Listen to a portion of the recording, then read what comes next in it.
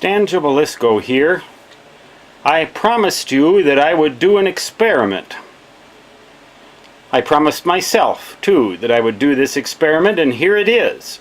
Downstairs I have my Honda EU2000i generator running.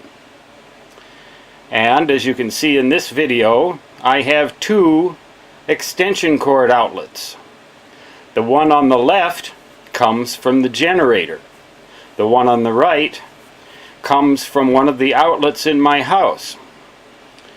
Generally speaking, I use the one on the left with the computer workstation that's out of sight above the frame in this video.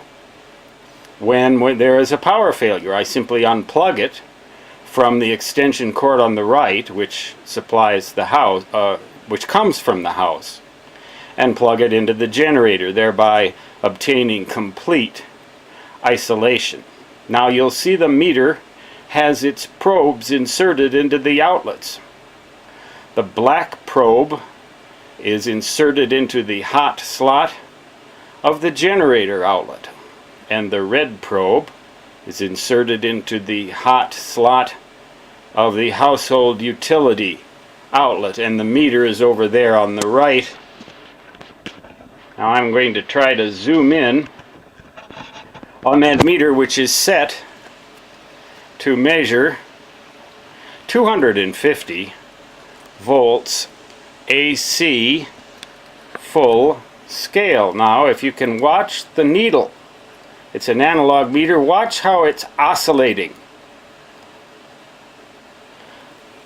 Now it's very slowly oscillating, probably once every 5 seconds or so it completes a complete cycle, or from maximum to maximum or minimum to minimum. Now the interesting thing that I'm noting here is that it's not going all the way down to zero, nor is it going all the way up to the top of the scale.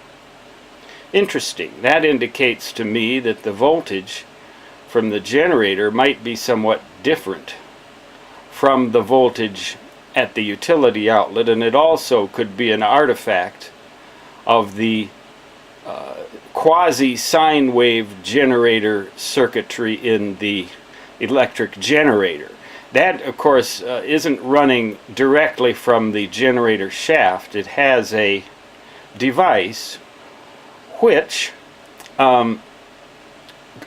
synthesizes a sine wave. So what you're seeing there is a maximum reading of about 200 volts, and then it goes down to a minimum of about 50 volts with and the frequency differs by probably about 1/5 of a hertz, indicated by the complete oscillation cycle of about 5 seconds, or the complete oscillation phase difference period. It's as if these two waves are beating against each other, the way that sound waves or electromagnetic waves can do. So my theory was correct up to a point. I thought I'd see oscillations going all the way from 0 to 250 or so, but instead we're not seeing them go all the way. But that's what's happening. Now of course I tested the other two outlets, and an important thing here is that they're both operating against the same electrical ground. If I had failed to ground the generator, I don't think this would work.